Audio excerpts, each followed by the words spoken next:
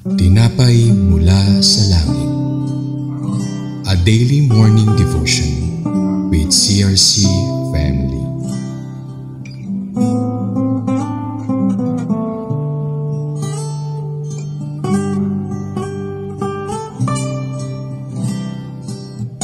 Mapagpalang umaga kapatid, ako po si Sister Danica Ponce ng CRC Summerfield Daughter Church. Samahan niyo po kami sa ating programang Tinapay Mula sa Langit, ang pang-araw-araw nating devotion sa salita ng Diyos. Ngayong umaga ay matutunghayan natin ang salita ng Diyos sa Joshua chapter 5 verse 13 to 15 na may pamagat na Joshua meets the commander of the army of the Lord. Ngunit bago po tayo magpatuloy, tayo po muna ay dumako sa isang maikling panalangin. Amang Diyos na makapangyarihan sa lahat, maraming salamat po sa panibagong araw ng pagsamba at pagninilay. Salamat sa inyong salita na patuloy na nagbibigay sa amin ng gabay at paalala. Buksan niyo po ang aming puso at isipan upang maunawaan namin ang nais niyong iparating. Hayaan niyo pong kami ay matuto, matauhan at mahamon sa pamamagitan ng inyong presensya at salita. Sa pangalan ni Jesus, Amen. Tayo po ay bumasa sa Joshua chapter 5 verse 13 to 15. When Joshua was near Jericho, he looked up and saw a man standing in front of him, holding a drawn sword. Joshua approached him and asked him, "Are you on our side or allied with our enemies?" He answered, "Truly I am the commander of the Lord's army. Now I have arrived." Joshua bowed down with his face to the ground and asked, "What does my master want to say to his servant?" The commander of the Lord's army answered Joshua, "Remove your sandals from your feet because the place where you stand is holy." Joshua did so. Sa tagpong ito sa Joshua chapter 5, bago harapin ni Joshua ang Jericho, isang matibay at makapangyarihang lungsod, nakita niya ang isang lalaking may hawak na espada. Agad niya itong tinanong, "Ikaw ba ay kakampi or kaaway?" Ngunit ang sagot ay kakaiba. "Wala sa alinman, ako ang pinuno ng hukbo ng Panginoon." Dito pinapaalala ng Diyos na ang bawat laban na hinaharap natin ay hindi lamang tungkol sa kung kanino tayo kakampi, kundi kung tayo ba ay sumusunod sa kanyang pamumuno. Kahit si Joshua, isang matapang at kilalang leader, ay kinakailangan lumuhod at kilalanin ang Diyos at tanungin, "Ano po ang nais ninyong ipagawa sa akin?" At ang sagot ng pinuno ng hukbo ng Panginoon ay malinaw. "Hubarin mo ang iyong sandalya sapagkat ang lugar na iyong kinatatayuan ay banal." Isang paalala na kahit saan tayo dalhin ng Diyos, sa battlefield man o sa ordinaryong araw, kung nandun ang kanyang presensya, banal ang lugar na iyon.